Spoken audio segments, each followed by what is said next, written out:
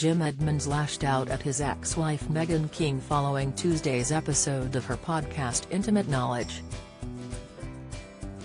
During the episode, the 38-year-old former Real Housewives of Orange County star claimed that the 52-year-old former baseball star didn't bother to invite their 3 children to his wedding to Courtney O'Connor in Italy's Lake Como late last month.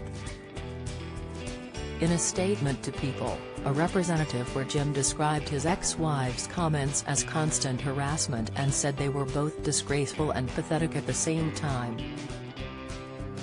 On her podcast, which featured guest Heather McDonald, Meghan said the Italian wedding was very small, and surprisingly took place on her birthday, September 26.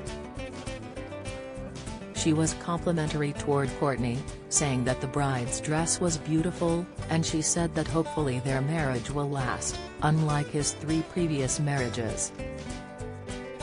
However, Meghan included a jab at her ex when she said it was interesting that he had a nanny there, but none of his 7 children. "There was no kids to nanny at the wedding," she said. Meghan said that their daughter Aspen, 5, and their twin sons Hayes and Hart, 4, weren't even invited, as far as I know. "They don't even have passports and he didn't ask me to get them a passport." In the statement via his representative, Edmonds blasted the former reality star's comments. Meghan continues to keep herself in the public eye by disparaging Jim, and then complains to anyone who will listen that cooperating is difficult, they said.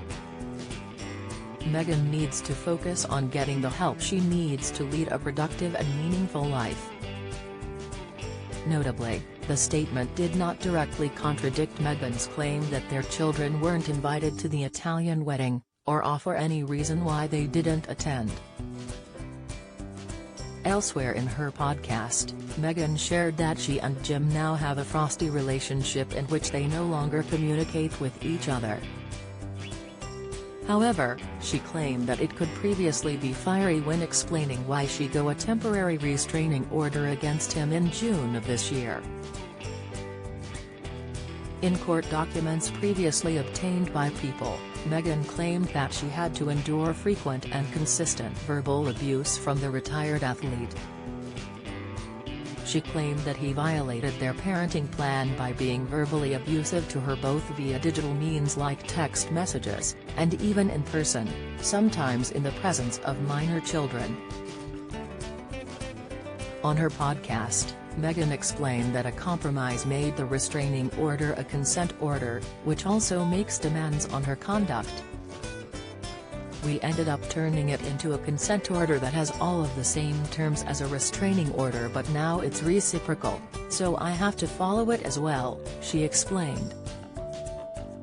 "I follow the rules, so whatever, it doesn't make any difference to me," she claimed, adding, "It's good for Jim and I because we don't have to see each other or communicate except about the kids, which is nice."